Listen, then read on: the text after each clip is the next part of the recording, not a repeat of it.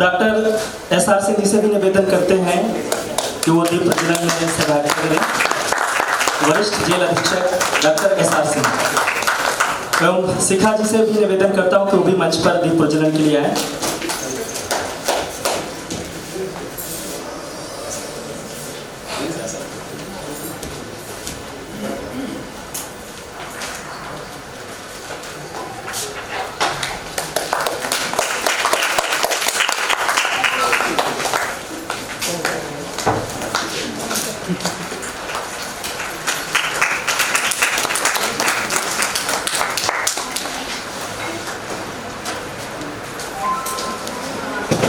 हमारे संरक्षक श्री रविंद्र सिंह अग्रवाल जी से निवेदन करूंगा कि आज के मुख्य अतिथि जी का एकल पुष्प, अंगवस्त्र एवं एक पेंटिंग है, हैंडमेड पेंटिंग है। हमारे शुभचिंतक श्री आदर्श गर्ग जी ने मुख्य अतिथियों के लिए अपने हाथ से ये पेंटिंग बनाई है।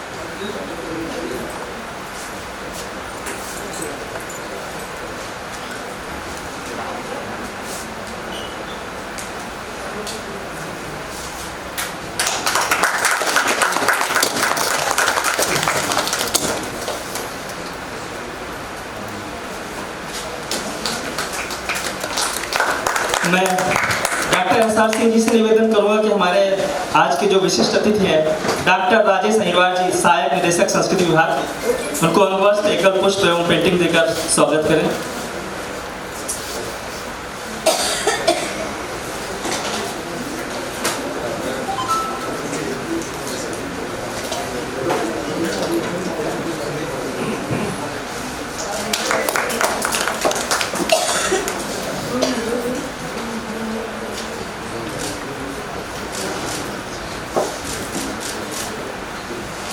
मैं अपने सभी अतिथियों से निवेदन करूंगा कि अपना अपना स्थान ग्रहण करें और हम नाटक का शुभारंभ करने जा रहे हैं।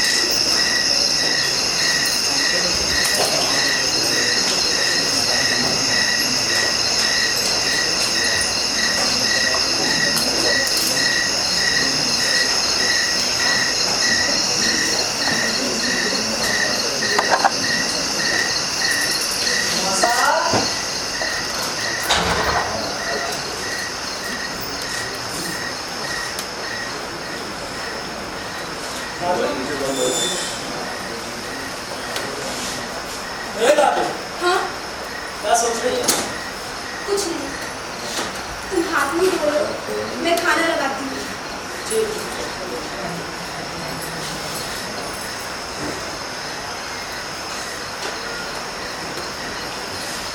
राजू, आज मालूम है क्या हुआ? आज जब मैं खेतों में हल चला रहा था, तभी मेरी कुछ ही दूरी पर एक बहुत बड़े नाग देवता आकर खड़े हो गए। मैंने देखा तो उनके शरीर पर एक शिवलिंग जैसा आकार था, और पता है ऐसा आकार सभी नाग देवता पर देखने को नहीं मिलता। पता ही नहीं चला मेरे दोनों हाथ कब जुड़ गए। फिर मैंने कुछ मांगा। क्या मांगा मालूम है? मैंने कहा, हे नाग देवता, हम तो बहुत ही गरीब आदमी हैं, हमने कभी कुछ नहीं मांगा और हमें कुछ मिला भी नहीं, लेकिन हम आपसे एक विनती करते हैं कि आप हमारी बच्ची को सुखी रखना, उसे हमारे गांव और समाज की सबसे सुशील लड़की बनाना। और पता है, जैसे मैंने आँख खोलकर देखा तो वहाँ नाग देवता ही नहीं थे। मुझे लगा कि वो हमारी बच्ची को आशीर्वाद देकर चले गए। लाओ, खाना लाओ।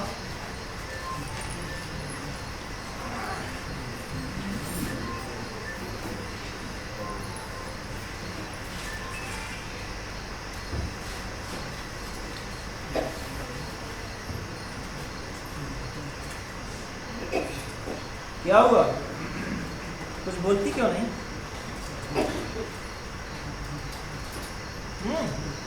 क्या सोच रही है? हाँ, अरे मैं तुझसे पूछ रहा हूँ, क्या सोच रही है? कुछ नहीं।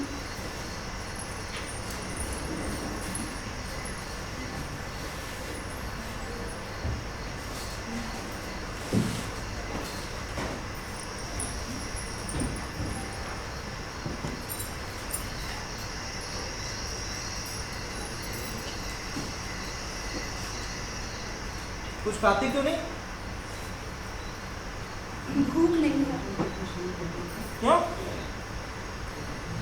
भूख मर गई है। धूप पर गई है?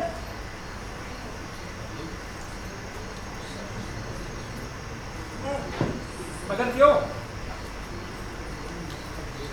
रात आधी हो चुकी है, तुम खाना खाकर सो जाओ। और तू? मुझे जब नींद आएगी तब सो जाऊंगी। अरे चल, थोड़ा खाना खा लिया ले। कहा ना, मन नहीं है। अरे तो एक आध रोटी खा ले। आज नहीं। तो कब खाएगी? जब मैं मर जाऊंगा तब? ऐसा मत बोल।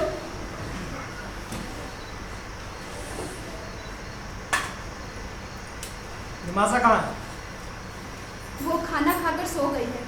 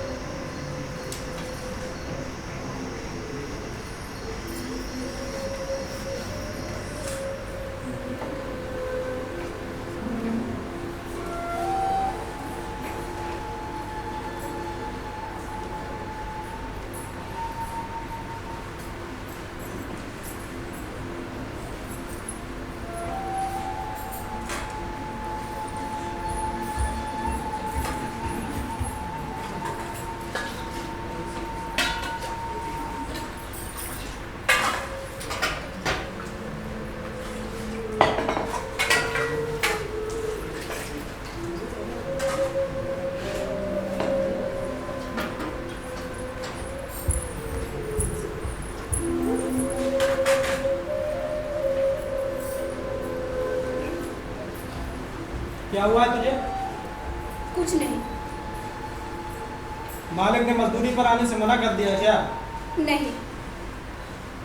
तो पैसे देने से इनकार किया है? नहीं। अच्छा, तो फिर तुझे गालियां दी होंगी? नहीं। राजू, तुझे मारा पीटा? नहीं। तो राशन खत्म हो गया क्या घर में? ऐसा कुछ भी नहीं है। तो क्या हुआ है? थक गई है जीवन से? ऐसा मत बोल। तो बोल, क्या हुआ है तुझे? तू समझ पाएगा। अगर तू समझाएगी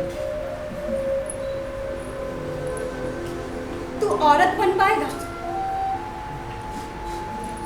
अगर तू बनाएगा, तू माँ बन पाएगा। अगर तू बना, ऐसी बातें करती है राजू।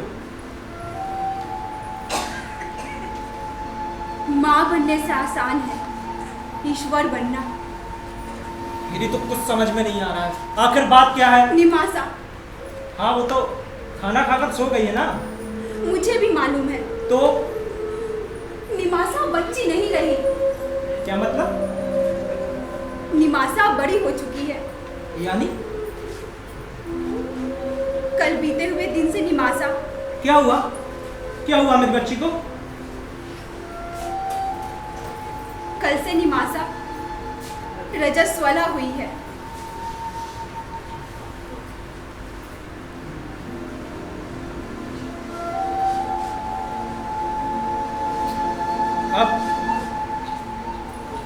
अब क्या? रिवाज के मुताबिक खर्च करना पड़ेगा। 5 दिन पूरे हो जाने पर स्नान करवाकर नए कपड़े पहनाकर देवी माँ के मंदिर दर्शन करवाने ले जाना पड़ेगा और देवी माँ जितना आदेश करेंगी उतना धर्म दान करना पड़ेगा। घर में पैसे कितने हैं? बहुत कम। अच्छा, तो तुझे पैसों की चिंता खाए जा रही है? चिंता सिर्फ पैसों की नहीं है, तो फिर? उससे भी बड़ी एक और चिंता है। निमासा बच्ची नहीं रही। हाँ लाजो, तो मैं भी समझता हूँ। आज मालिक ने मुझे हवेली पर बुलाया था। अच्छा? मालिक ने कहा कि अगर कर्ज से जल्दी छुटकारा पाना चाहती हो तो क्या? तो कल से तेरी बेटी को भी अपने साथ काम पर लेकर आना। अच्छा, और क्या कहा? और क्या? अरे वो बच्ची नहीं रही, वरना कांच की पुतली है कि हम उसे घर में सजा कर रखें। तू चिंता ना कर, वहाँ निमासा को काम करने में कोई तकलीफ नहीं होगी। लेकिन वो मेरे साथ काम पर नहीं जाएगी। तो फिर? घोड़े के अस्तबल में काम दूंगा, ऐसा मालिक ने कहा। अस्तबल में? हाँ, घोड़े के अस्तबल में। घोड़े को घास डालना, घोड़े के मल को साफ करना, घोड़े का मूत्र साफ करके उसे सुखाना। अच्छा, अरे निमासा वो काम तो बहुत आसानी से कर लेगी। तू पागल हो गया है? तू समझ नहीं पाएगा क्योंकि तू एक अमर्द है। फिर बात क्या है लाजो? जो कहना चाहती साफ साफ बोल। मैं नहीं जाने दूंगी मेरी बच्ची को। देख, तू जरूरत से ज्यादा ही प्यार जता रही है। अरे लड़की तो पराया धन होती है, उसे जितना ज्यादा गले से लगा कर रखेगी उतना ही ज्यादा दुख होगा। और हमें कहाँ उसे ज्यादा पढ़ाना लिखाना है? जितना पढ़ चुकी उतना बस है। और अगर उसे काम करने में तकलीफ नहीं होती है तो जाने देना उसे काम करने। इसीलिए मैंने तुमसे पहले ही पूछा था कि क्या तू औरत बन पाएगा। अगर तू माँ बन सकता है तभी मैं तुमसे बात करूंगी। 100 बात की एक बात, मैं निमासा को काम पर नहीं जाने दूंगी। ठीक है, मत जाने देना बस। क्यों नहीं जाने दूंगी? वो नहीं पूछेगा।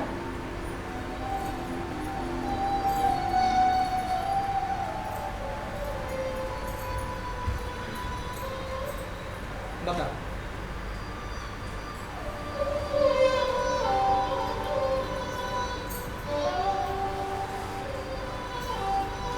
मुझे अब भी वो दिन याद है जब मैं निमासा जितनी थी। उस वक्त मेरी माँ मालिक के बापू के पास 250 रुपए को कर्ज में डूबी हुई थी। तो पूरे दिन जानवर की तरह काम करती थी वो, लेकिन कर्ज खत्म होने का नाम ही नहीं लेता था। एक दिन मालिक के बापू ने माँ को हवेली पर बुलाकर कहा कि अगर कर्ज से जल्दी छुटकारा पाना चाहती हो तो कल से तेरी बेटी को भी अपने साथ काम पर लेकर आना। फिर मालिक के बापू ने मुझे भी घोड़े के अस्तबल में काम दिया। फिर क्या हुआ?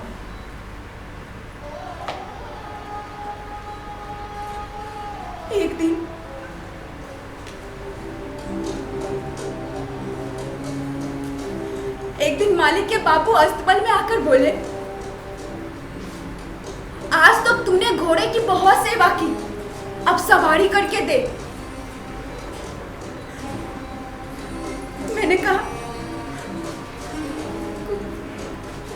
घोड़े पर बैठना हमारी जात का काम नहीं है, और ऊपर से मैं तो औरत जात, मैं कैसे?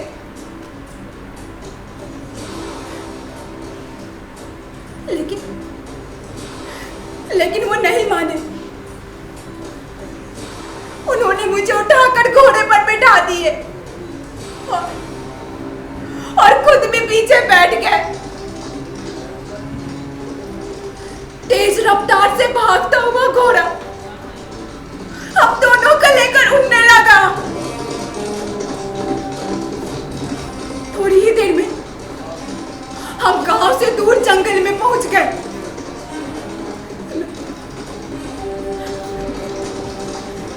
मैं मौत को पहचान चुकी थी।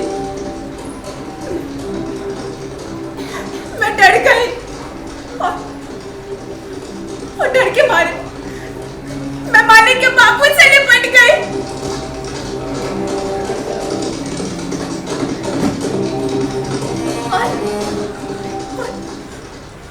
और घोड़ा अचानक ही रुक गया।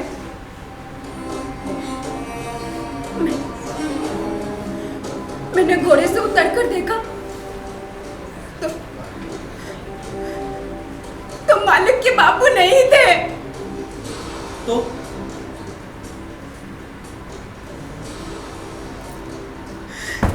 घोड़े पर सवार था एक वरु, वासना से भरा हुआ एक राक्षस।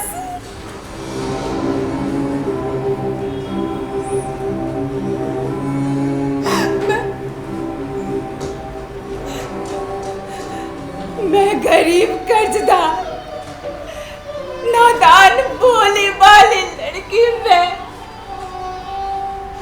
मैं कुछ सोच सकूं, समझ सकूं, उससे पहले वो मुझ पर टूट पड़े।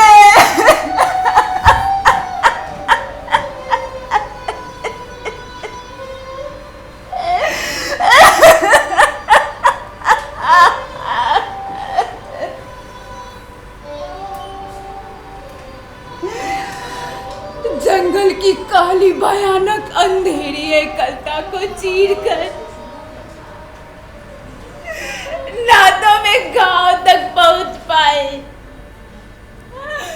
और ना ही मेरी दर्दनाक चीखें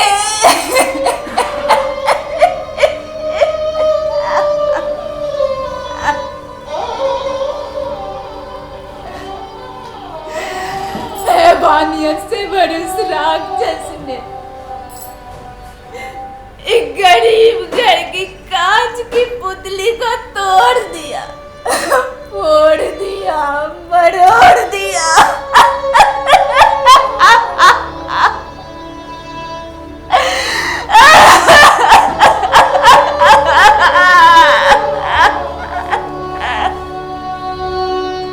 राजू, राजू।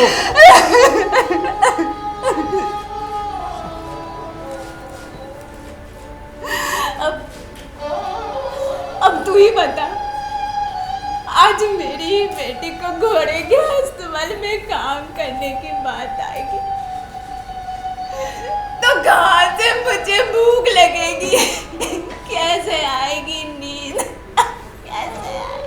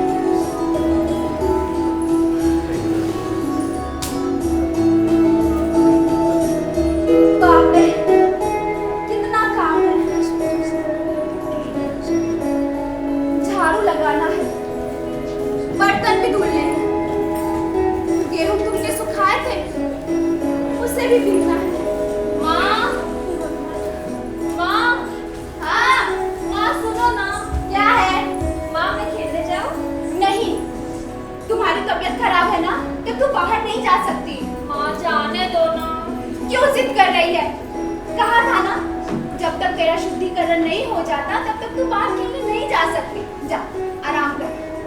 माँ तो हमेशा ही ऐसा करती है। 4 दिन से घर में बंद किया है, कहीं नहीं जाने देती। जाओ, मैं तुमसे बात नहीं करती। अरे निमासा, तुझे एक बात बताऊं? कल मैं बाजार गई थी। पता है किस लिए? पूछेगी नहीं कि मैं तेरे लिए क्या क्या लेकर आई हूँ? मुझे नहीं पूछना। अच्छा ठीक है, मैं तुझे लाकर दिखाती हूँ कि मैं तेरे लिए क्या क्या लेकर आई हूँ। तू यहीं पे ठहरना, कहीं जाना मत। मैं अभी आई।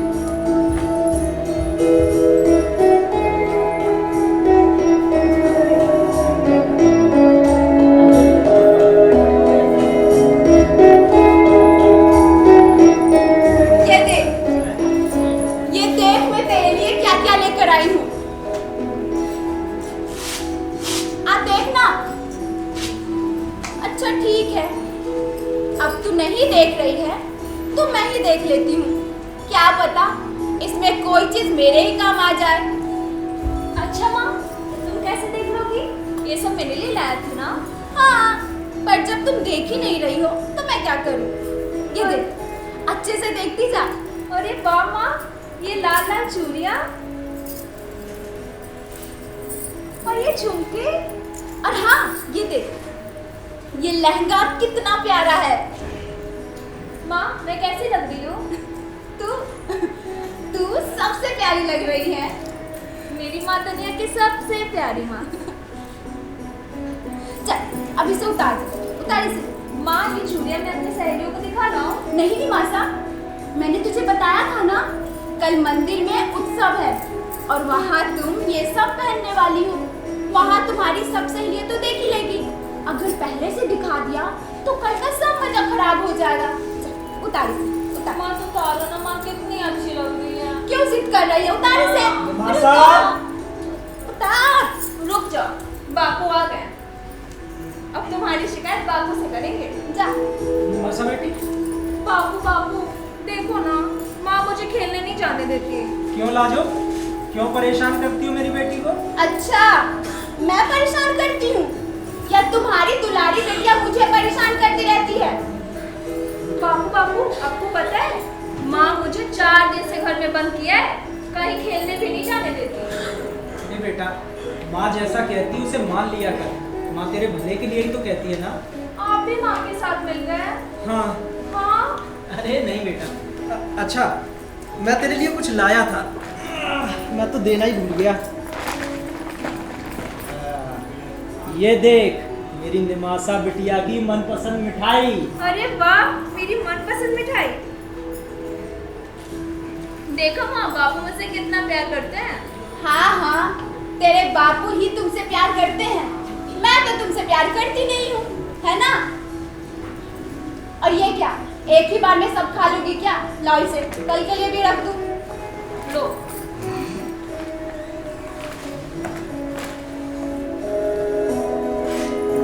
अरे लाजो, हाँ जरा ये सामान भी अंदर रख। ले।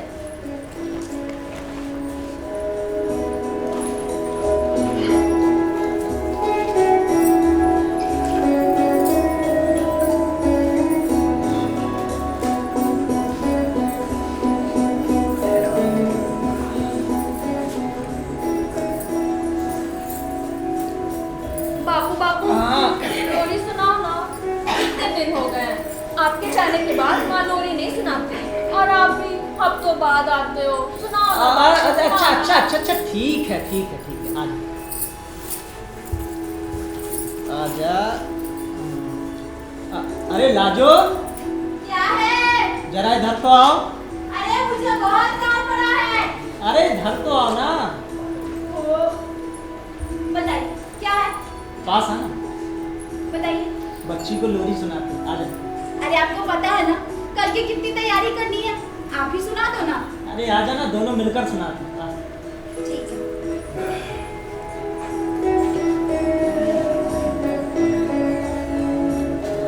गुड़िया रानी, परियों की नगरी से एक दिन राजकुंवर जी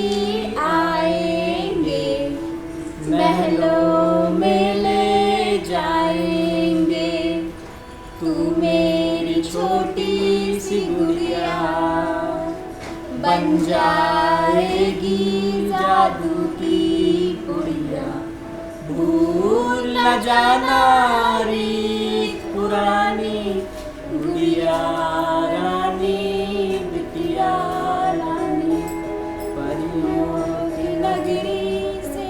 राजू?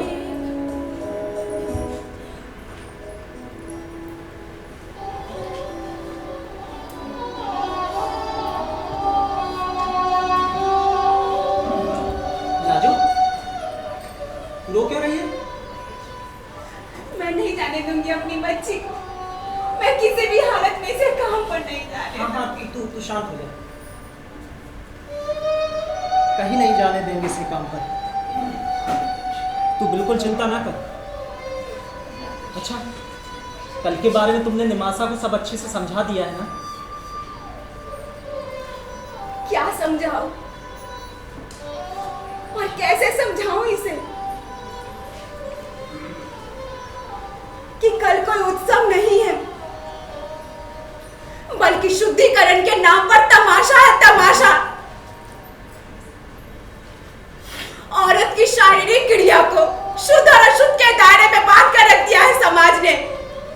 तुम रसोई में नहीं जा सकती, तुम घरे को हाथ नहीं लगा सकती, मंदिर नहीं जा सकती, पूजा नहीं कर सकती, बस पड़े रहो एक कोने में, क्योंकि तुम रजस्वला हो गई हो। लाजू,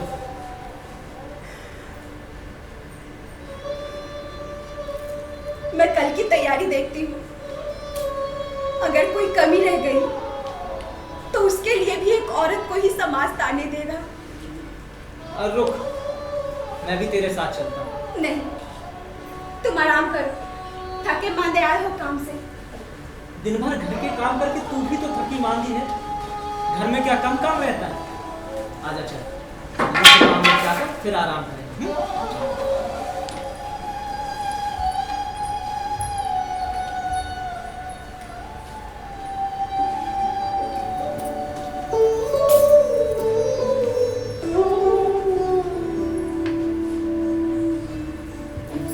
माँ बापू तो कहें ये शुद्ध अशुद्ध चाहे जो भी हो, मुझे क्या, मैं तो चली खेलने।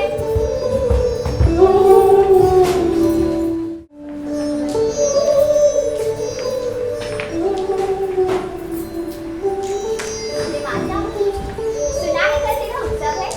हाँ, और पता है माँ बापू ने मेरे लिए नए नए कपड़े और ये देख चूड़ियाँ और ढेर सारी मिठाइयाँ लाए हैं। अच्छा निमासा, ये उत्सव किस लिए हो रहा है? पता नहीं, माँ बापू कुछ आपस में शुद्धि अशुद्धि की ना जाने क्या क्या बातें कर रहे थे। अच्छा निमासा, क्या मेरा भी उत्सव होगा? मेरे लिए भी नए नए कपड़े, चूड़ियाँ, मिठाइयाँ आएंगी? पता नहीं, लेकिन तू चिंता मत कर, उत्सव के बाद आधी चिड़िया मैं तुझे दे दूंगी। अच्छा हाँ ठीक है। अच्छा माँ, तो तू यहाँ बड़ी दादी अम्मा बनी फिर रही है? तुझे मना किया था ना बाहर निकलने के लिए। तू कहाँ भागी जा रही? रुक तुझे भी मत आ। माँ लग रही है। इतनी बड़ी घोड़ी हो गई है, 4 दिन घर में टिक के बैठ नहीं सकती। कहा था ना शुद्धिकरण के बाद जाके खेल लेना। कहा था माँ। घर चल, माँ चल लग रही है। नाक में दम करके रखा है तुमने। घर चल तू। वीर कामसू की जय, वीर कामसू की जय, वीर कामसू अमर रहे, वीर कामसू अमर रहे, वीर कामसू अमर रहे, वीर कामसू अमर रहे, वीर कामसू की जय, वीर कामसू की जय, वीर कामसू की मुर्दाबाद, वीर कामसू मुर्दाबाद, वीर कामसू तू पापी है, अत्याचारी है। ये लोग डर के मारे तेरी प्रशंसा कर रहे हैं। भगवान तुझे कभी माफ नहीं करेगा, कभी माफ नहीं करेगा। छोड़ो मुझे। मेरे कामसू मुर्दाबाद, मेरे कामसू तू मरेगा, तू पापी है, अत्याचारी है, तू मरोगे।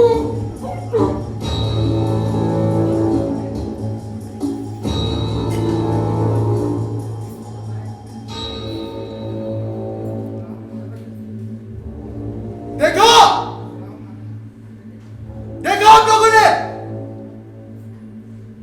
हम आप लोगों का कितना ख्याल रखते हैं। गांव की भलाई के लिए हमने आज तक क्या क्या नहीं किया, लेकिन कुछ लोग हमारी भावनाओं को समझ ही नहीं पा रहे। ऐसे लोग गांव का भला नहीं चाहते हैं। इसी वजह से हमारे गांव में सूखा, अकाल जैसे संकट आ रहे हैं। इसीलिए हमने विद्वान पंडितों की सलाह को मानकर देवी मां की पूजा करके उसे प्रसन्न करने का निर्णय लिया है, ताकि आप सभी लोग सुख और शांति से जी सके। समझे आप लोग? चलिए, सभा समाप्त की जाती है। मीर कामसू की जय, मीर कामसू की जय, मीर कामसू की जय, मीर कामसू की जय, मीर कामसू की जय, मीर कामसू की जय, मीर कामसू की जय।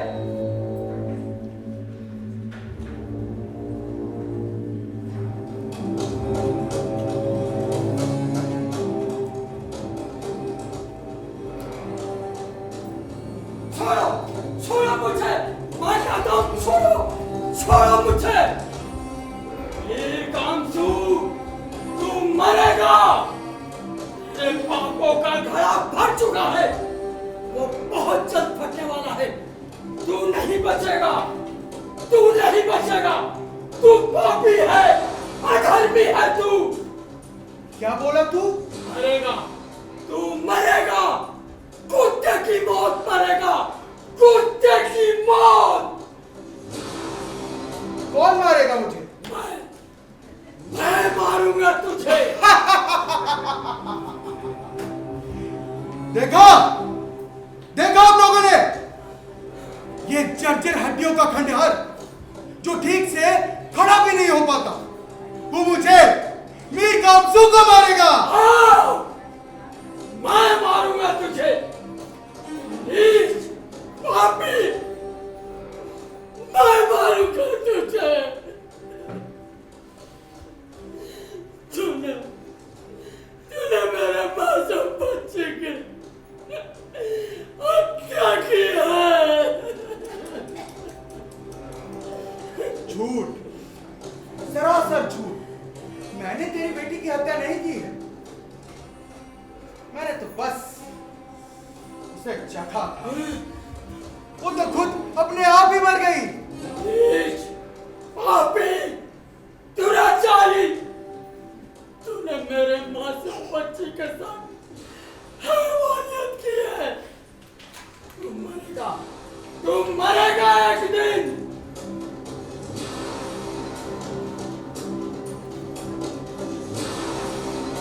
तू मारेगा मुझे? हाँ, मैं मारूंगा तुझे। अगर मुझे मौका मिला तो मैं मारूंगा तुझे।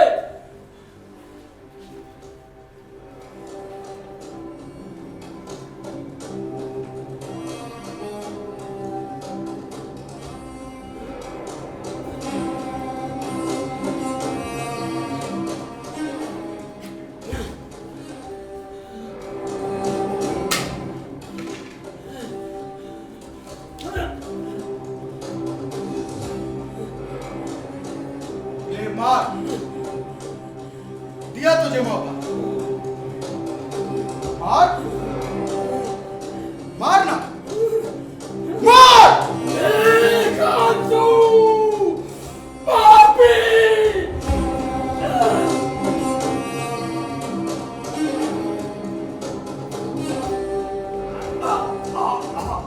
मीर कामसू कोई मिट्टी का पुतला नहीं जिसे कोई ऐसे ही तोड़ के चला जाए। और तू मारेगा मुझे? हाँ? ले मार मार मार।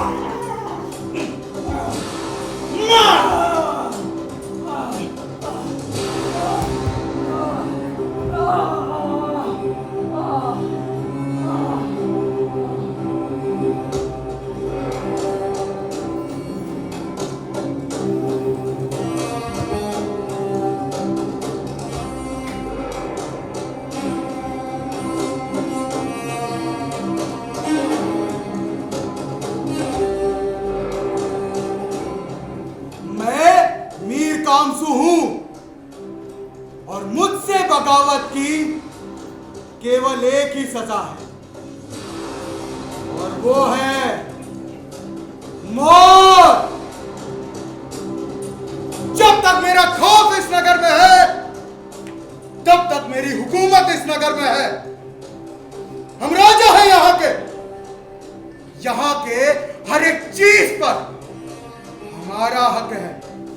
हम चाहे जो करे, जिसके साथ करे, ये हमारा अधिकार है।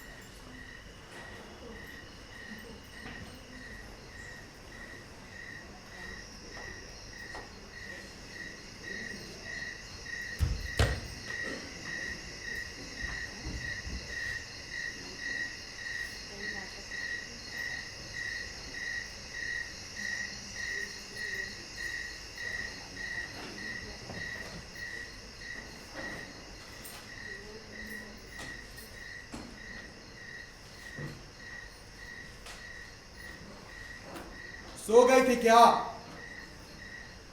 नहीं। खाना खा लिया? नहीं। क्यों? भूख नहीं है। भूख नहीं है? लेकिन क्यों? भूख मर गई है। मैं वजह जानना चाहता हूं। भूख क्यों मर गई?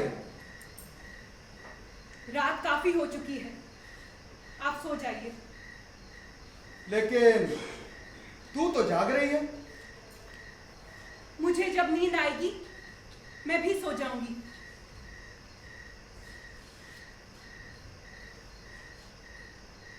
थोड़ा सा तो खाना खा लो। मन नहीं करता। क्यों? क्या आज फिर से तुझे तेरी सूनी गोद की याद सताने लगी? नहीं, ऐसा नहीं है। तो क्या हुआ है? कुछ चाहिए तुझे? अभी है, उससे ज्यादा नौकर, ज्यादा घोड़े, ज्यादा जमीन, ज्यादा जायदाद, क्या चाहिए तुझे? सो जाइए अब। ये मेरे सवाल का जवाब नहीं है। मेरे पास तुम्हारे किसी भी सवाल का कोई जवाब नहीं है। तो इस तरह जागने का क्या मतलब है?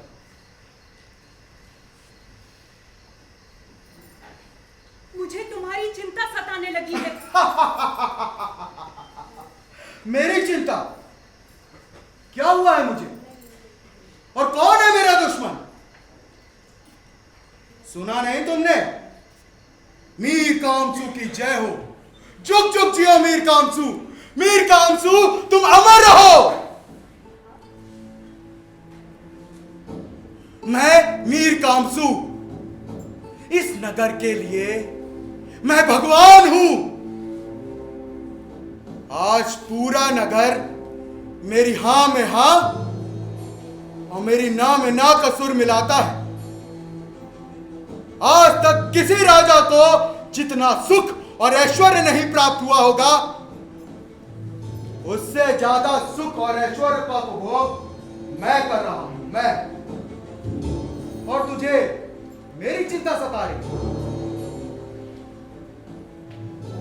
बस यही बात तो मेरी चिंता का कारण है। आप जिसे सुख समझकर भोग रहे हैं, वो आपका एक भ्रम है, भ्रम। और इसी भ्रम में एक दिन भान भूलकर आप बस बंद करो तुम्हारी ज्ञान की बातें। और क्या? चुपचाप आपके गले से लिपट जाऊं, फिर कामोत्तेजित होकर आधी रात को कम रोशनी में अर्धनग्न अवस्था में शरीर शुभ होकर शांत करेंगे आप अपनी कामाग्री को। हाँ, ऐसा ही। बस यही तो आपका भ्रम है। शारीरिक संबंध का उपदेश संतान प्राप्ति हो सकता है, केवल मनोरंजन कभी नहीं। हाँ, मैं मानता हूं कि शारीरिक संबंध का उद्देश्य संतान प्राप्ति हो सकता है,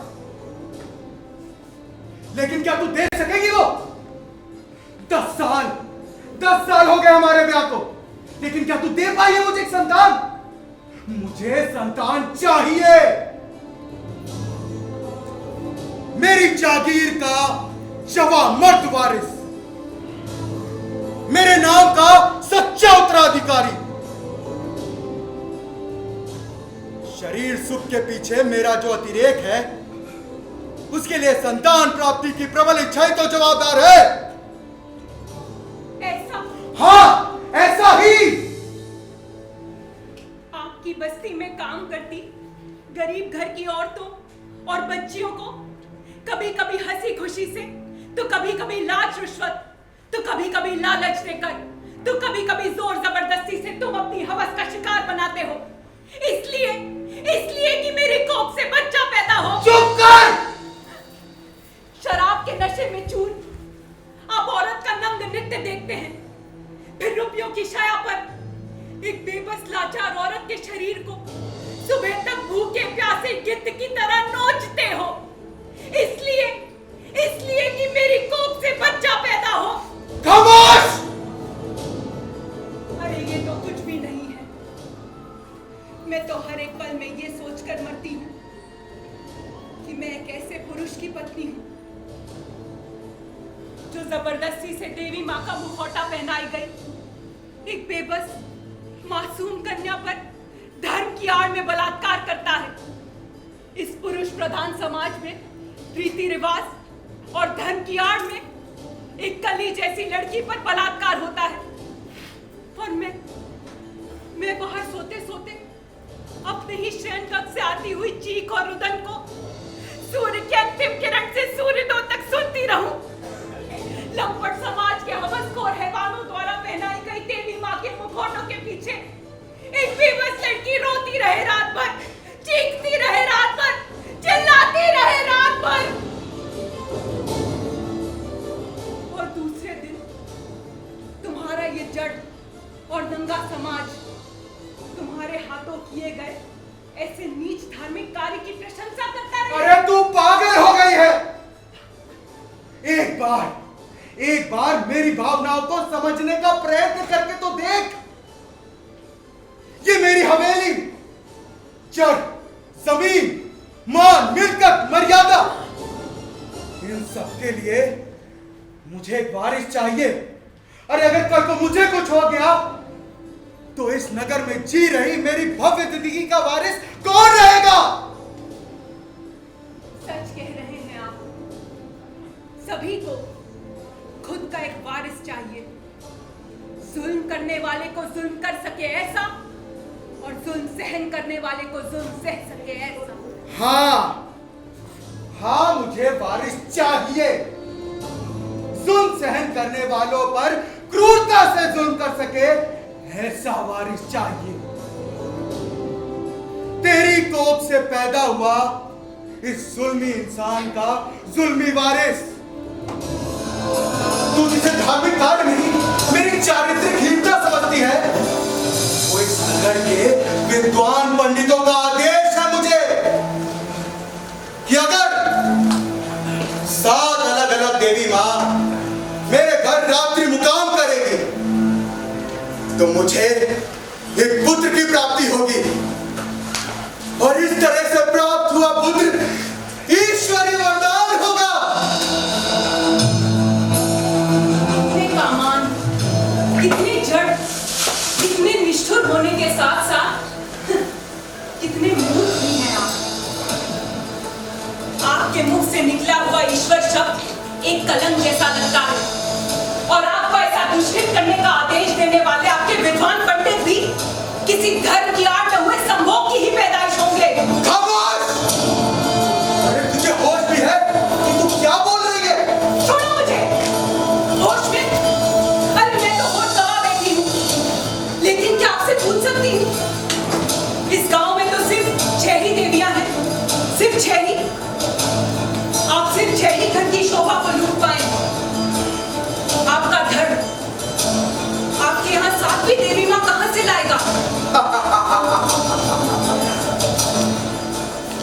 जरूरत पड़ेगी तो एक और कन्या को देवी मां बनाया जाएगा। उसके संन्यास गमन का धूमधाम से उत्सव मनाया जाएगा। भूखों को भोजन मिलेगा और नंगों को कपड़ा मिलेगा। और देवी के माँ बाप को रिवाज के मुताबिक उसे भी मिलेगा 20,000 रुपए और जमीन का एक टुकड़ा।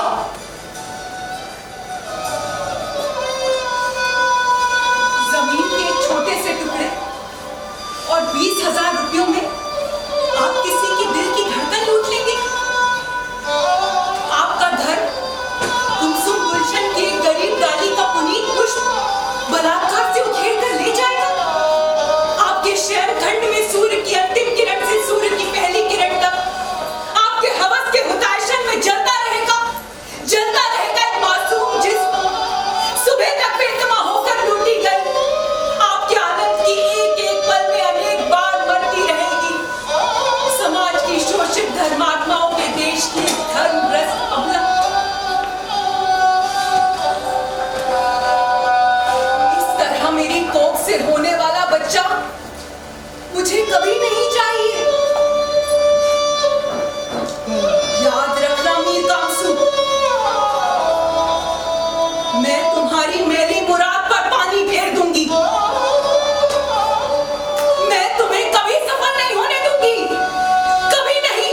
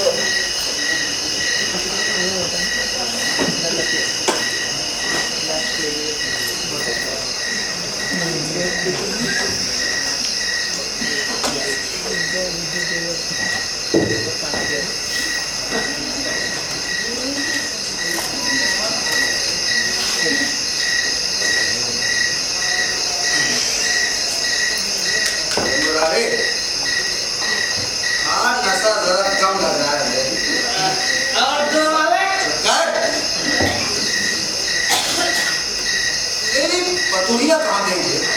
पतुरिया मालिक वो तो आपकी शक्ल देख के भाग गई। क्या कहा? मालिक आप गुस्सा मत करिए, ये थोड़ा और कोई बात नहीं, आप नहीं लेंगे कोई बात नहीं। आपके पास तो बहुत है मालिक, हम व्यवस्था करके आते हैं।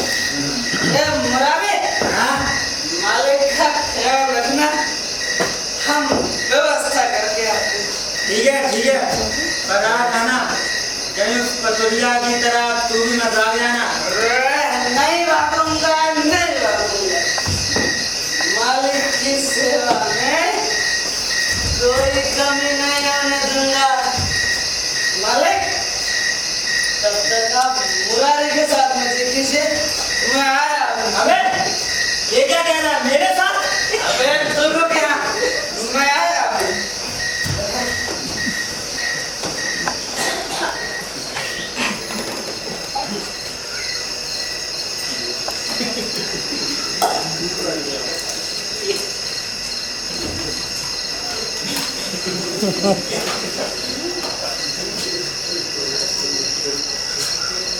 मुरारी? ये भरोसे के लायक तो है ना, वापस आएगा कि नहीं? आना ही पड़ेगा मालिक, मेरी इज्जत के खातिर आना ही पड़ेगा।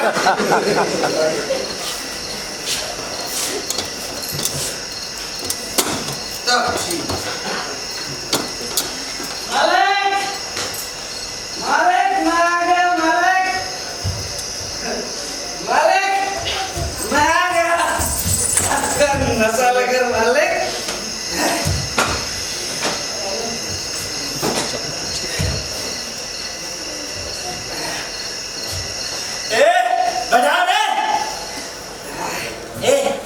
नाच और नाच नाच के मालिक का नशा रात ना कर दे।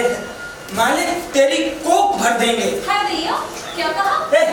मेरा मतलब तेरी झोली भर देंगे। तू नाच रे, तू बजा दे।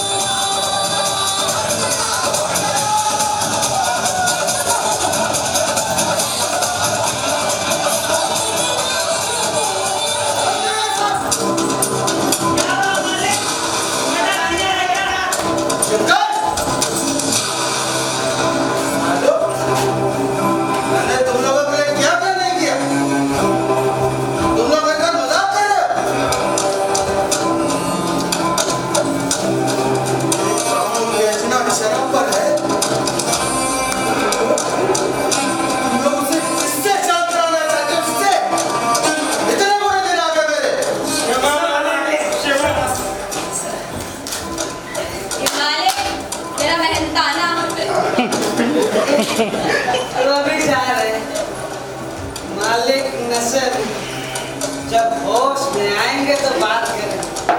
जा ना नीता आज से तुम लोगों का दारू का सब कुछ नहीं मालिक, आप ऐसा नहीं कर सकते। मालिक, मेरा मतलब मालिक, हम आपको ऐसा नहीं करने देंगे मालिक।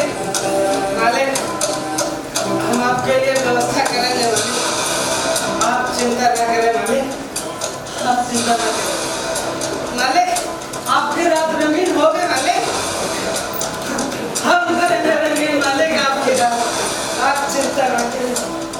आप तो हमारे अन्नदाता हैं मालिक, आप हमारे दारूदाता हैं मालिक, आप हमारे दारूदाता हैं मालिक, आप चिंता न करें, हम व्यवस्था करके आते हैं, आप इंतजार करिए, हम व्यवस्था करके आते हैं। ए मुरारी, चल, मालिक के लिए व्यवस्था करनी है, मालिक की रात रंगीन बनानी है।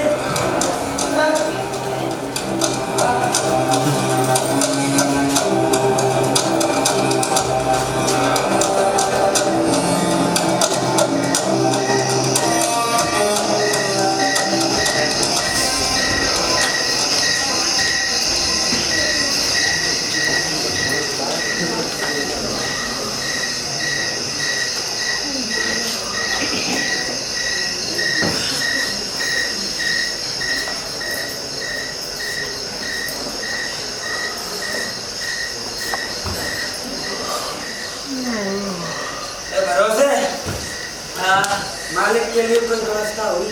अरे नहीं मुरारी भाई, कोई साले फंसे ले रही है। लगता है हमारे दारू पीने के दिन गए। अरे नहीं मुरारी भाई नहीं, अगर ऐसा हुआ तो हम नहीं जी पाएंगे। मालिक को खुश करना पड़ेगा मुरारी भाई, मालिक को खुश करना पड़ेगा। अच्छा तो मैं चलता हूँ, मालिक के लिए व्यवस्था करनी है, मालिक की रात लगी है। मुरारी भाई हम इसके बिना नहीं रह पाएंगे, ये हमारी जान है मुरारी भाई, हमारी जान। अच्छा तो मैं चलता हूँ, मालिक के लिए व्यवस्था करनी होगी, मालिक की रात रंगीन बनानी। मैं चलता हूँ।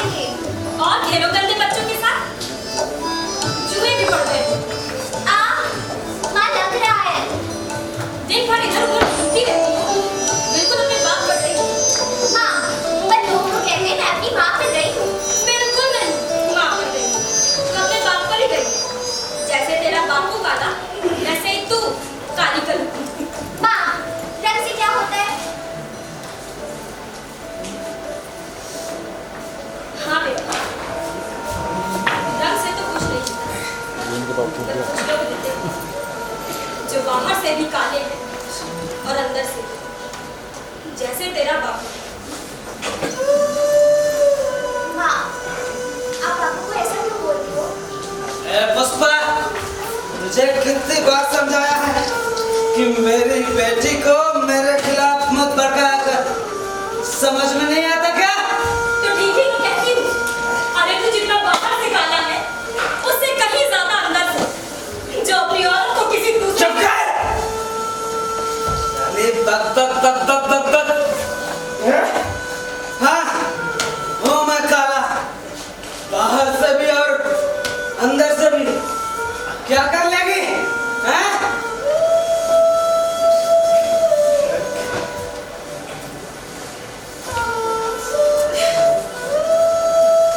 ये सब छोड़, जा तैयार हो जा, मालिक के घर जाना है। किस लिए? किस लिए? मालिक को खुश करने के लिए। जा तैयार हो जा। मैं नहीं जाऊंगी। अरे तुझे शर्म नहीं आती अपनी औरत को किसी दूसरे के पास भेजने में? अरे शर्म वरम छोड़, जा तैयार हो जा। मैंने कहा ना मैं अब नहीं जाऊंगी, बस बहुत हो गया। ऐसे कैसे?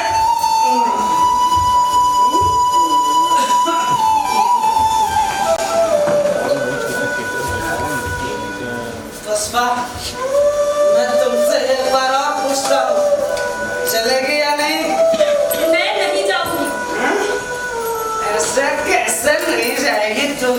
छोड़ो मुझे, मैंने कहा ना मैं अब नहीं जाऊंगी। ठीक है, कोई बात नहीं, तू नहीं जाएगी, कोई बात नहीं। तू नहीं जाएगी तो तेरी बेटी जाएगी।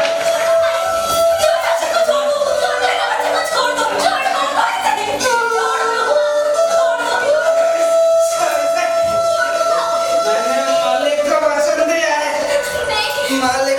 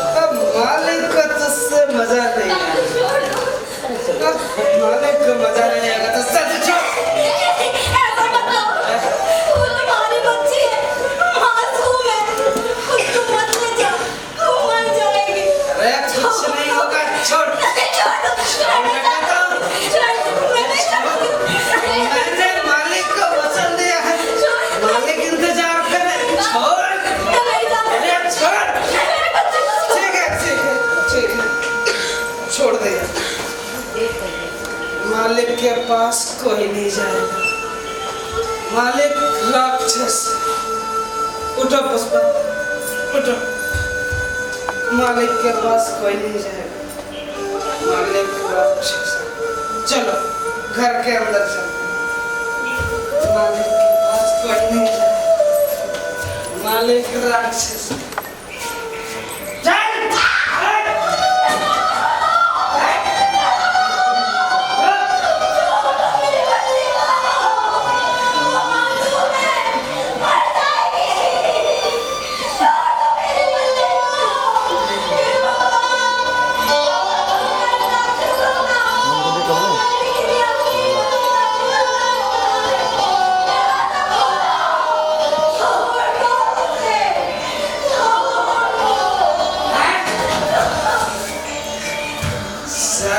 भरोसे का भरोसा तोड़वाना चाहिए।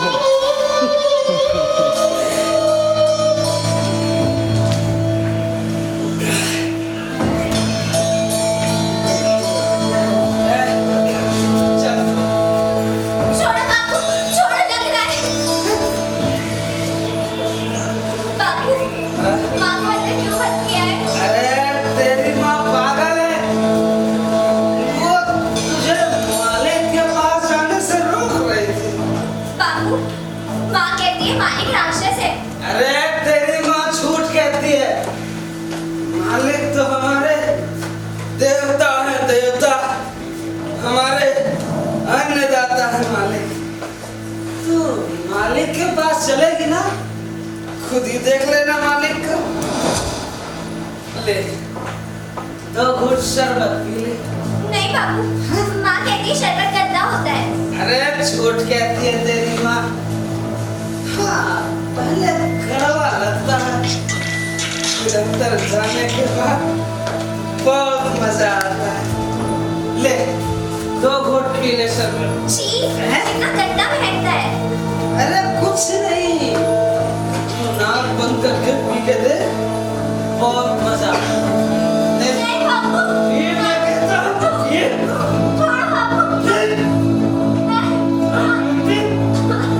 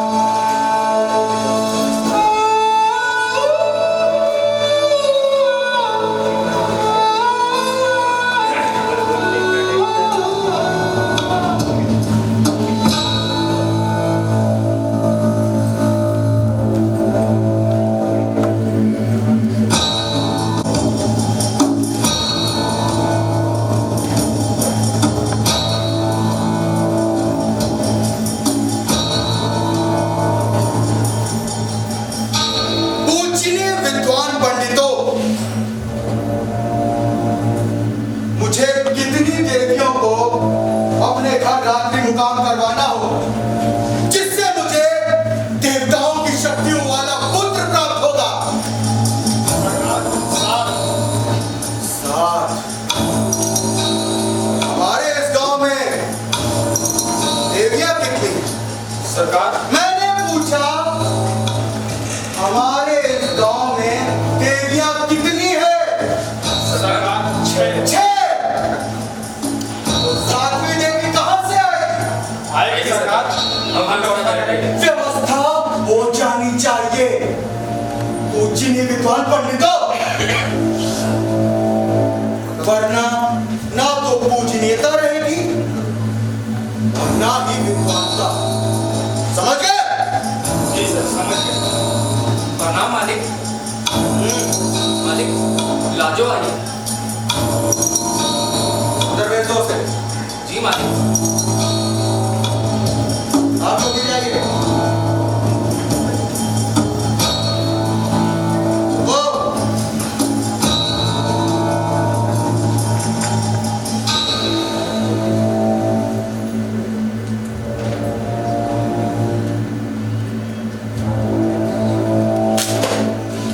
ये लो हड्डी और चबाओ जाकर।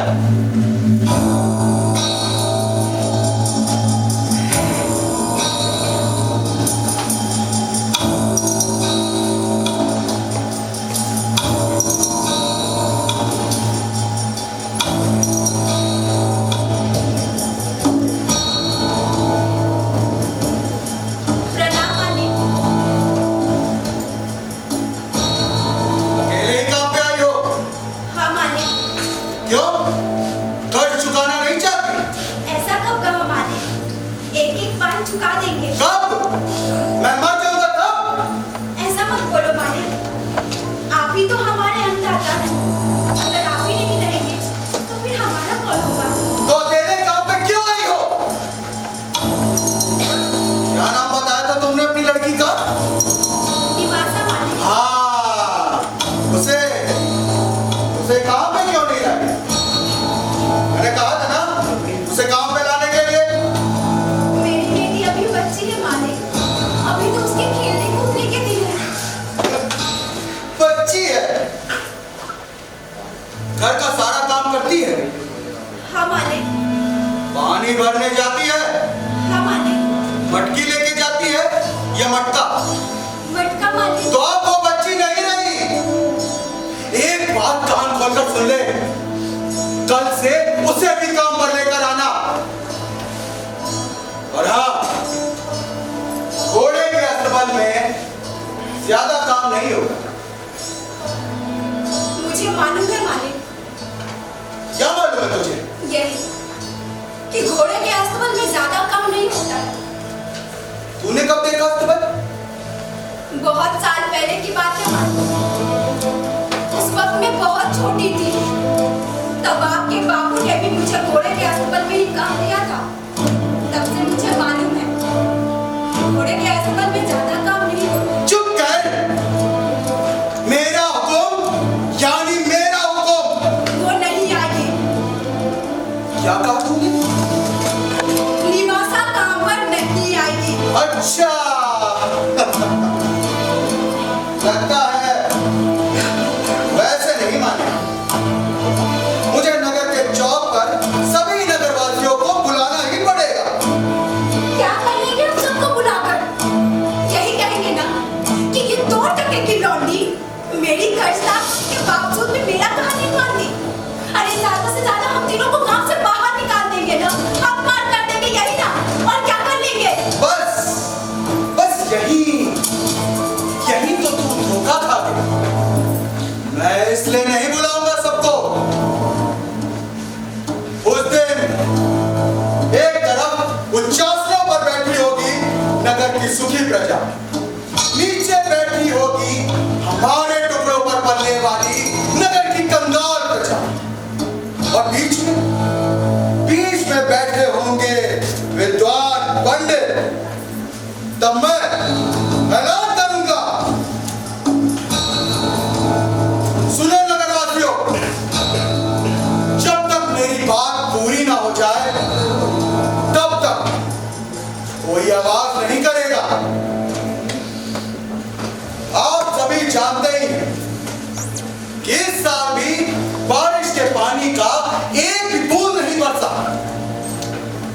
जानते हैं क्यों? क्योंकि इस नगर में पापाचार बहुत बढ़ गया और उसका कारण है मैं और आप। हम सब ईश्वर को भूल चुके हैं। अगर आप लोग चाहते हैं कि इस नगर से पाप का नाश और पुण्य की वृद्धि हो और आप चाहते हैं कि इस साल अच्छी फसल काटी जाए, अच्छी बारिश हो, गरीबों को गरीबी से ऊपर उठना हो, तो हम सबको मिलकर एक धार्मिक कार्य करना होगा। बोलो मंजूर? मंजूर मालिक मंजूर। तो ध्यान से सुनिए। हमारे गांव में नादुरप्पा की बेटी निवासा रहती है। वो बहुत ही धार्मिक है। उसे ईश्वर को पाने की प्रबल इच्छा हो गई है। होशियार और रूप का अंबार। अरे मैं तो कहता हूं फटे कपड़ों में लिपटा हुआ रंग है रंग, और हमें उसकी कोई कद्र ही नहीं है। अगर आप सब लोग इस नगर को फिर से सुखी देखना चाहते हैं तो हम सबको मिलकर निमासा को देवी के रूप में स्वीकार करना होगा। ये मैं नहीं कह रहा, ये तो इस नगर के विद्वान पंडितों का आदेश है। और मेरा हुक्म मानो तो हुक्म। बोलो मंजूर? मंजूर मालिक मंजूर। मुझे मालूम है मेरा हक वही लोकमत होगा। अब फिर धर्म के काम में देरी क्यों? जाओ ऐलान कर दो।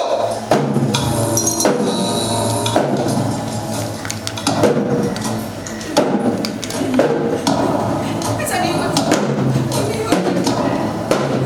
सुनो सुनो सुनो सुनो नगरवासियों सुनो।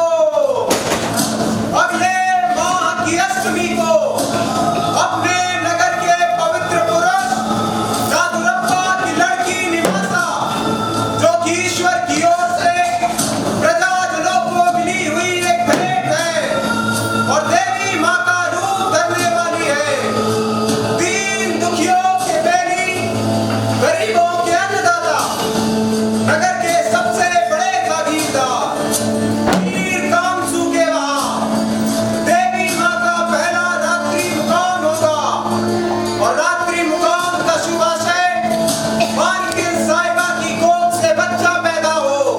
सुनो सुनो सुनो ध्यान से सुनो।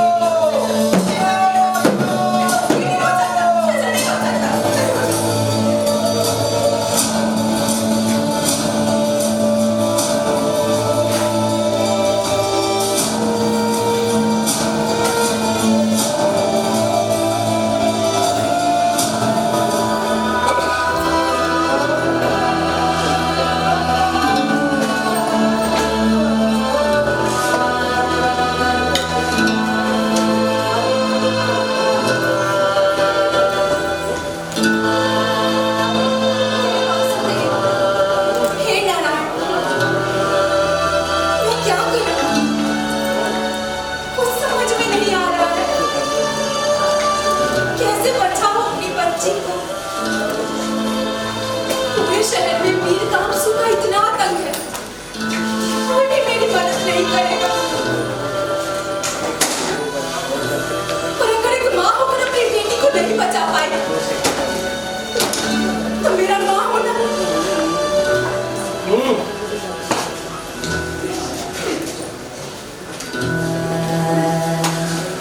मैं बचाऊंगी अपनी माँ, मैं बचाऊंगी निवासा।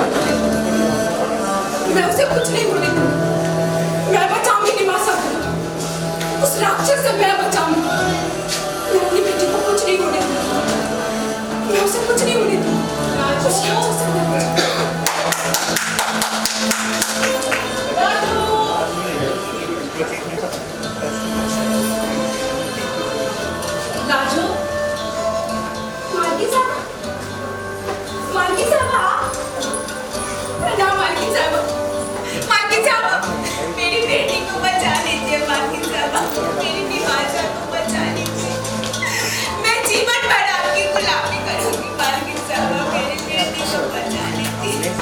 उठो लाजो, उठो, उठो।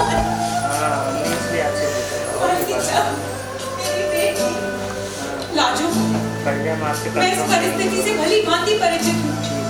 आज मैं यहाँ निवासा के लिए ही आई हूँ। इस तरह रोने से काम नहीं चलेगा। हम दोनों को मिलजुल कर इस समस्या का कोई ना कोई समाधान निकालना ही होगा। आइए मालकिन साहब, अब यहाँ बैठो। अरे लाजो, यहाँ बैठो। नहीं मालकिन साहब, हम आपकी बराबरी में नहीं बैठ सकते। लाजो, ये मानसिक गुलामी छोड़ो। यहाँ बैठो, बैठो।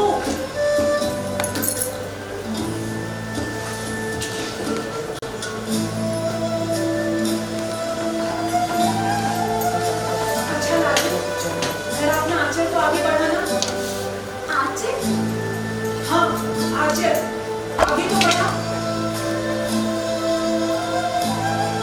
ये लीजिए।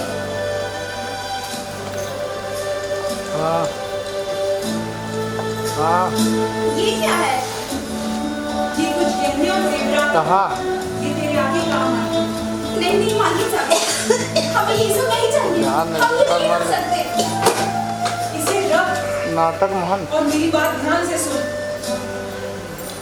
नादुर अब्बा के आते ही निमासा को लेकर दूर, कहीं दूर, इतनी दूर चली जाना कि वीर नासू को कभी पता भी ना चल सके कि तुम लोग कहाँ हो। मालकिन साहब, हाँ लाजो, लाजो, निमासा को मैंने अपनी कोख से जन्म नहीं दिया तो क्या हुआ? लेकिन वो मेरी अपनी बच्ची जैसी है। मैं उसके लिए ज्यादा कुछ तो नहीं कर पा रही हूँ, लेकिन जो कुछ भी मुझसे बन पड़ रहा है वो मैं कर रही हूँ। उसे बचाकर मैं समझूंगी कि मेरी कोख सुनी नहीं रही।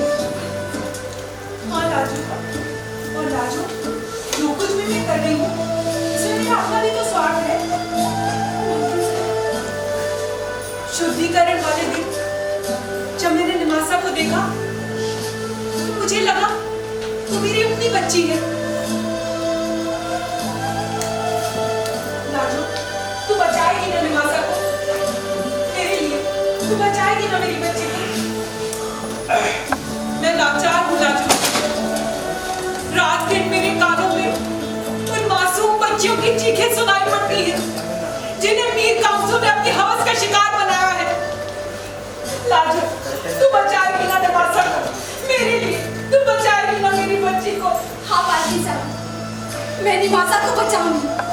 निमासा को बचाने के लिए हम दोनों मिलकर कदम उठाएंगे।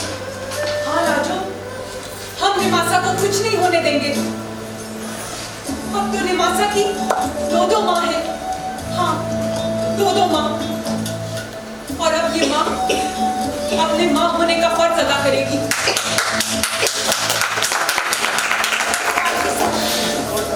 हम आपका एहसान जीवन भर नहीं लौटा पाएंगे।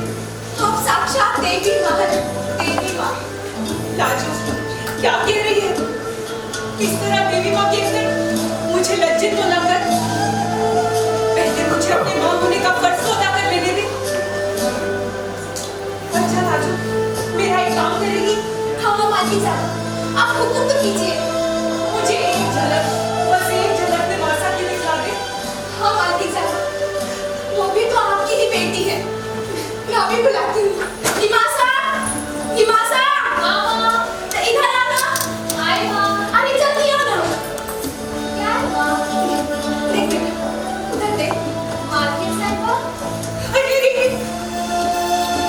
ये क्या कर रही है मेरी बच्ची? मुझे पाप में तुम मत डाल।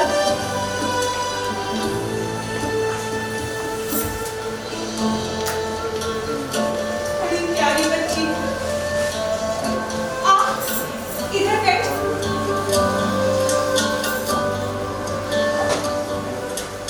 बड़ी प्यारी बच्ची। नहीं मालकिन साहब, अब और मत कीजिए। ये मैं तुझे नहीं, अपनी बेटी को दे रही हूँ और ख्याल रखना इसका। अच्छा लाजो, अंधेरा होने को है, मैं चलती हूँ। यदि किसी ने मुझे यहाँ देख लिया तो व्यर्थ में ही अनर्थ हो जाएगा।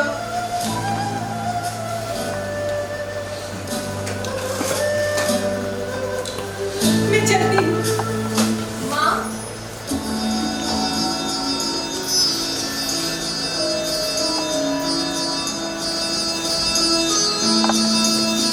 क्या कहा? फिर से तो कहना। माँ, चुप चुप जियो मेरी बच्ची, चुप चुप जियो। तुमने मुझे दुनिया भर की खुशियां दी थी। अब अगर मुझे मौत भी आ जाए तो उसका कोई गम नहीं। अब मैं चैन से मर सकती हूँ। मालकिन साहबा,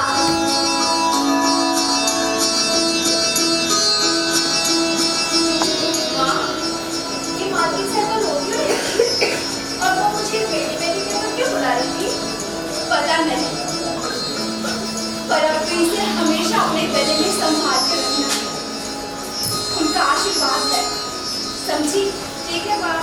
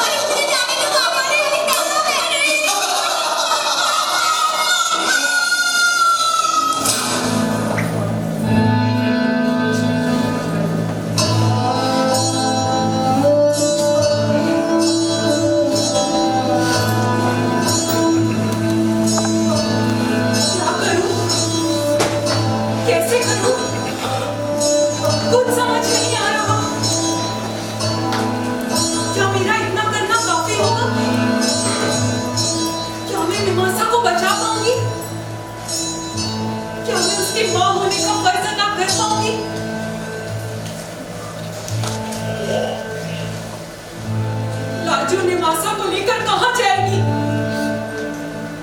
मीर कामसू जैसे राक्षस हर जगह है। वो कैसे भी करके निवासा को ढूंढ ही लेगा। लाजू, जिसने मुझे मेरी माँ कहा है, अब मुझे भी अपनी बच्ची के लिए कुछ करना होगा। मीर कामसू को मेरी कोख से संतान चाहिए, जिसके लिए वो मासूम बच्चियों को देवी बनाकर रात्रि कमर के बहाने उनके साथ हैवानियत करता है।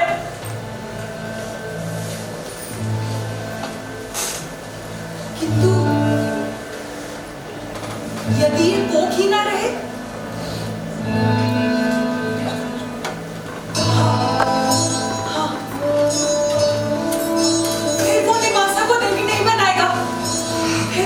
कुछ नहीं करेगा, फिर वो निवासा को देवी नहीं बनाएगा, फिर वो निवासा को देवी नहीं बनाएगा।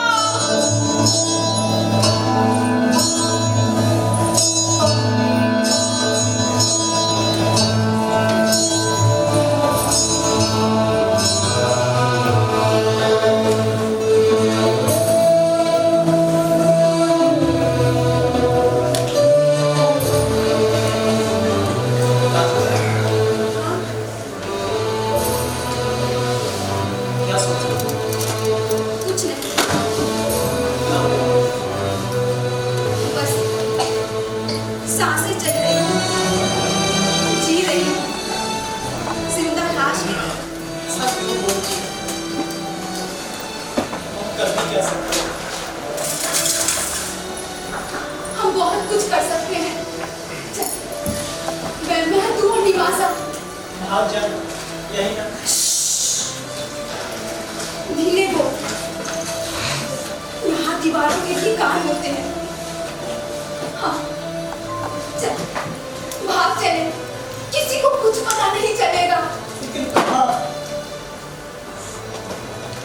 चले जाएंगे, यहाँ से दूर, दूर कोई ऐसी जगह जहाँ प्रजा के लहू का प्यासा राजा न हो और राजा को खुश रखने के लिए हाँ में हाँ मिलाने वाली प्रजा न हो।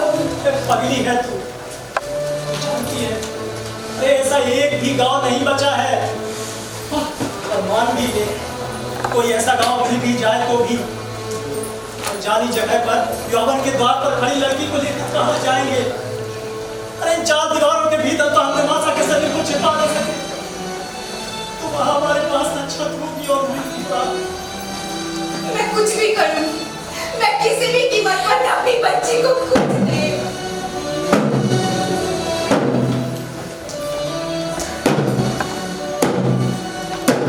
सुनो सुनो सुनो, ध्यान से सुनो। नगर के सबसे बड़े जागीरदार, गरीबों के अन्नदाता, मीर कामसू की धर्म पत्नी मालकिन साहिबा का आज स्वर्गवास हुआ है।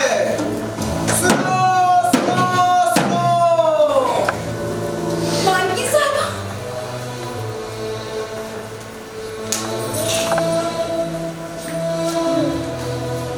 सुना सुना तुमने? मालकिन साहबा अब नहीं रहे, अब हमारी निवासा बच जाएगी, उसे कुछ नहीं होगा।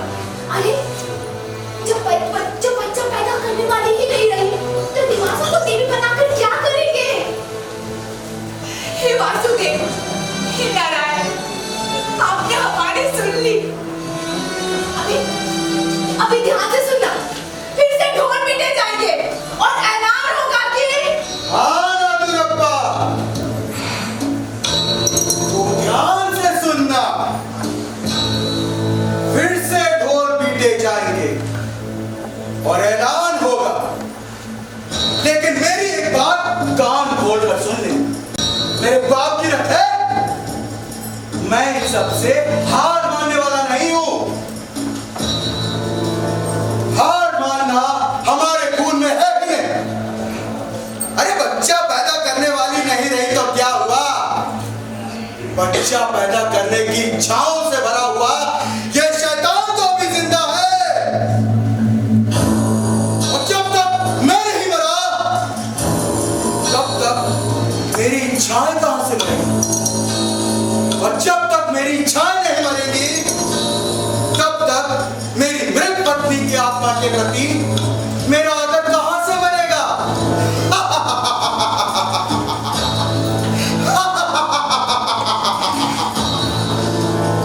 अगले माह की अष्टमी को अपने नगर के पवित्र पुरुष नादुरप्पा की लड़की निमासा, जो कि ईश्वर की ओर से प्रजाजनों को मिली हुई एक भेंट है, जो कि देवी माँ का नया जीवन शुरू करने वाली है, 3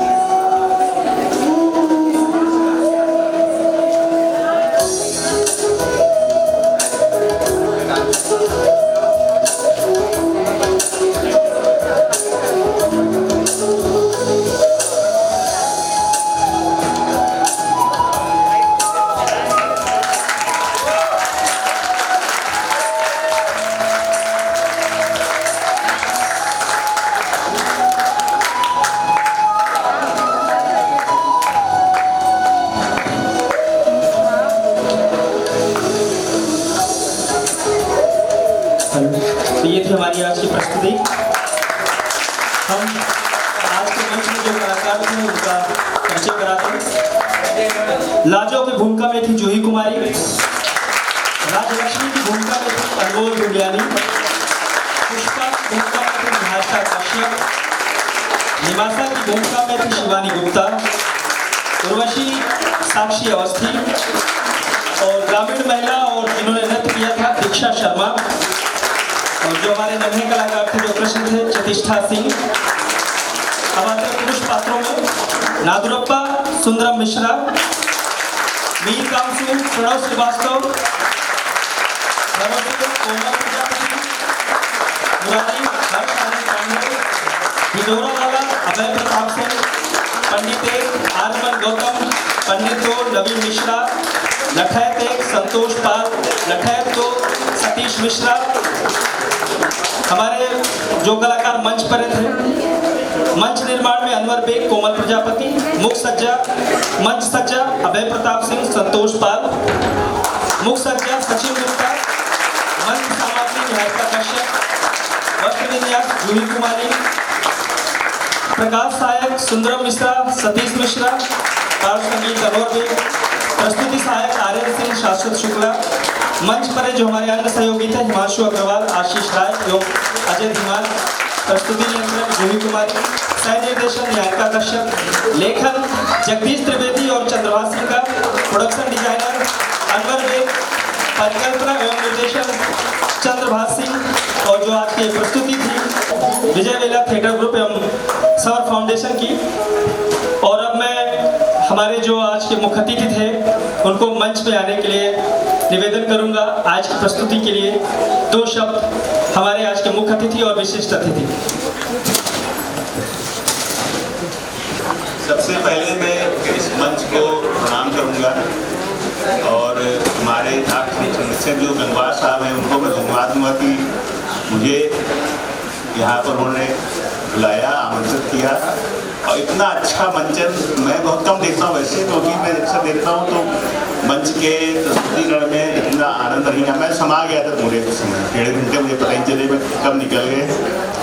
एक एक पात्र ने इतना अच्छा अपना पार्ट प्ले किया है कि इसकी इतनी तारीफ की जाए।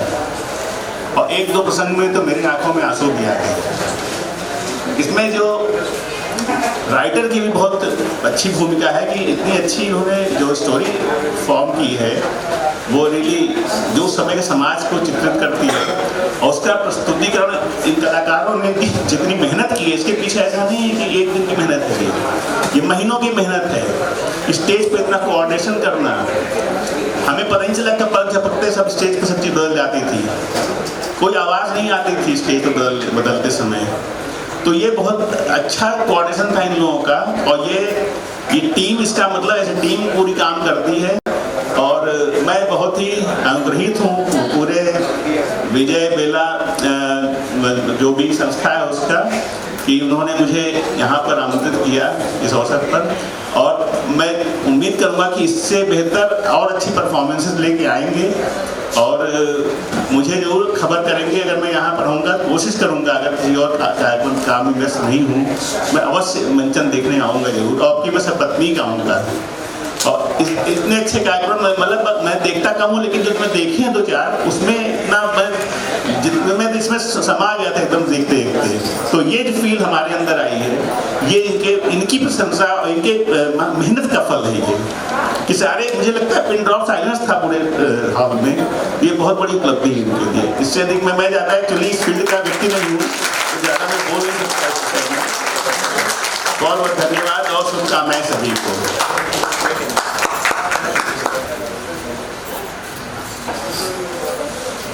हमारे जो विशिष्ट अतिथि थे डॉक्टर राजेश अग्रवाल,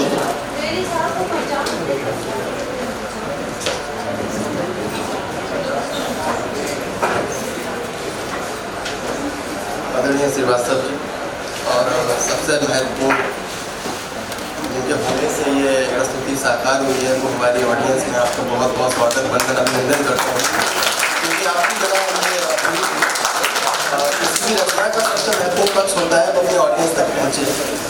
और नाट्यशास्त्र में दो तरह की सिद्धि है, एक देवी है, एक मानवीय, वो तभी संभव हो सकती है जब ऑडियंस है। जहाँ तक इस नाटक का सवाल है, मैं सबसे ज़्यादा धन्यवाद इसके राइटर को दूंगा। ये विषय वस्तु नई नहीं है, हम सबने देखी बार बार, इसके फॉर्म्स बदलते रहते हैं। आज के दौर में किसी और तरीके से, हम अगर 40-50 के दौर में हैं किसी और तरीके से, लेकिन सबसे महत्वपूर्ण है इसका जिस तरीके से प्रेजेंटेशन हुआ है। मैंने वेस्टर्न थिएटर में देखा है, आप लोगों ने फिल्मों में देखा होगा कि जब फिल्म शुरू होती है तो हम उसका एस्टेब्लिशमेंट शुरू में कर देते हैं कि अगर वो है क्या। तो जिस तरीके से वो देवी अनुष्ठान का एस्टेब्लिशमेंट जब नाटक शुरू हो रहा था इन्होंने किया, ऐसा अमूमन भारतीय परंपरा में नहीं होता है। और मुझे ये देख के बहुत अच्छा लगा, क्योंकि जो भारत की नाट्य परंपरा है उसमें हम नट और नटी होते हैं, वो नाटक का क्या होने वाला है एक हल्का सा अंदेशा देते हैं। लेकिन आज जो देखा कि नाटक में क्या घटित होगा, उसका सबटेक्स्ट क्या होगा, उसकी एक झलक ऐसा फिल्म में होता है, सिनेमा में होता है। और इस तरीके का ये क्लेवर लेके आए, इसके लिए आपको बहुत अनुवाद की बात है। और हमारे इस नाटक के जितने भी कलाकार हैं, कुछ उभरते हुए कलाकार हैं, कुछ स्थापित कलाकार हैं, कुछ स्थापित होने की अवस्था में कलाकार हैं, मैं सारे कलाकारों को बहुत बहुत आभार, उनको बहुत बहुत शुभकामनाएं देता हूँ कि उन्होंने अपनी भूमिकाओं के साथ न्याय किया है। और कुछ अभिनेताओं ने तो अपनी भूमिकाएं इतने उम्दा तरीके से निर्वहन की हैं कि हमको लग ही नहीं रहा था कि वो भूमिका में हैं या उस पात्र में हैं। इस पूरे नाटक में मुझे दो भूमिकाएं जो बहुत ज़्यादा प्रभावित करने वाली रही, वो आपकी जो बूढ़े का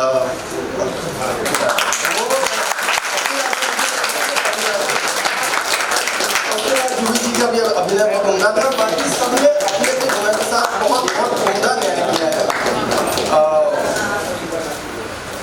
मैं मीर कामसू की भूमिका जिन्होंने निर्वहन की है वो बहुत शानदार तरीके से की।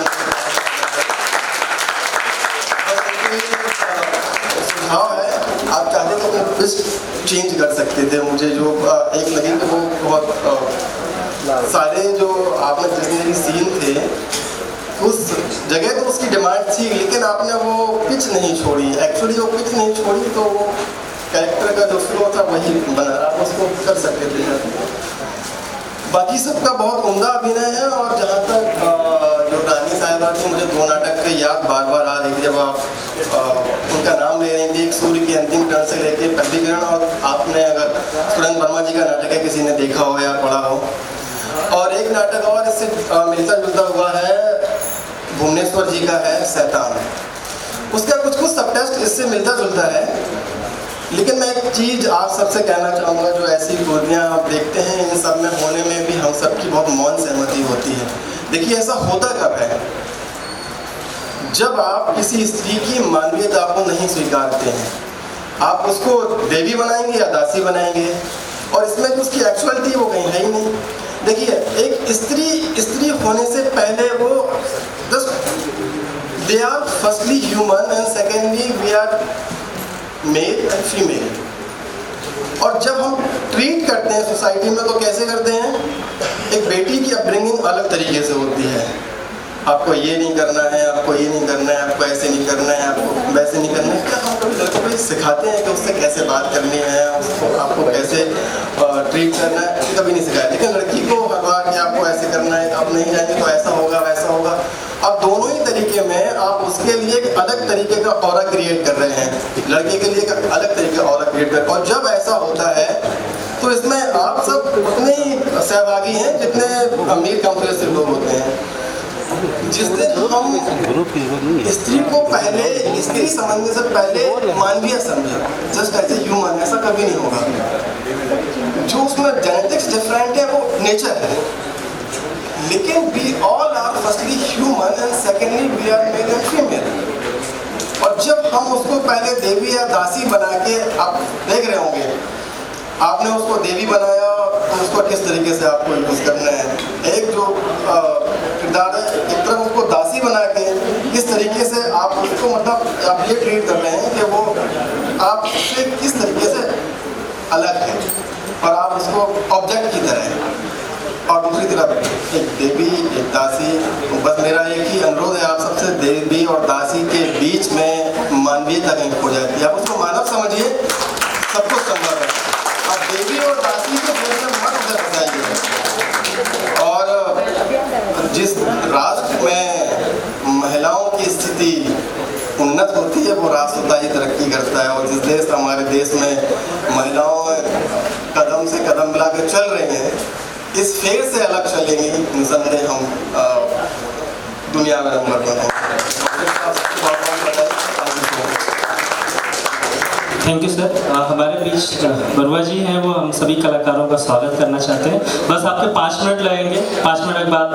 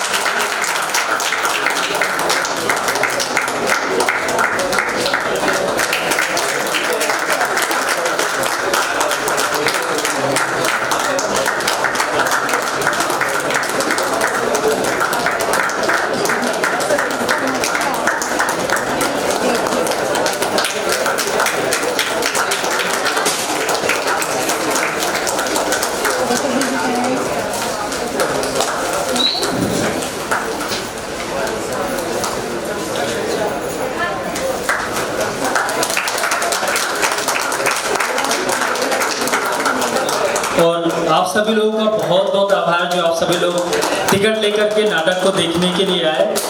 और हमारा जो आज का शो था वो हाउसफुल था। 80 टिकट आप लोगों ने बुक माई शो के माध्यम से बुक किए थे और बाकी आप लोगों ने यहाँ आकर के लिया। और ये हम सब के लिए आप लोगों का आशीर्वाद है, वो रुपए कम हम लोगों के लिए बहुत बड़ा आशीर्वाद है। एक प्राइज और है, ये हमने नया चालू किया जो अच्छा विनय है, बच्ची का बहुत अच्छा रोल है। बहुत बहुत आभार बंदे।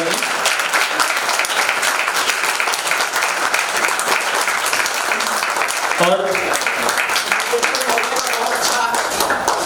निर्देशन रहा इसके लिए।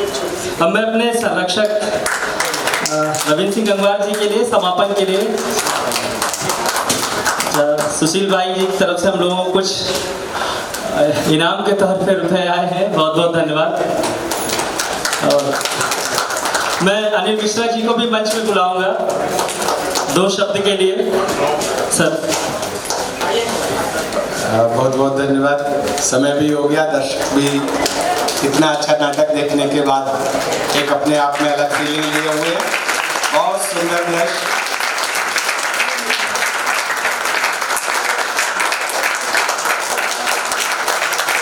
निश्चित तौर से जो हम लोगों को यह प्रस्तुति मिली, ये प्रस्तुति अपने आप में अद्वितीय है। हम लोगों को सबको बांधे रखा पूरे समय, जैसे कि पूर्व सारे नाटक इनके विजय मेला के होते हैं, उसी से अभिभूत हूँ। बहुत बहुत धन्यवाद, बहुत बहुत आभार सभी दर्शकों का।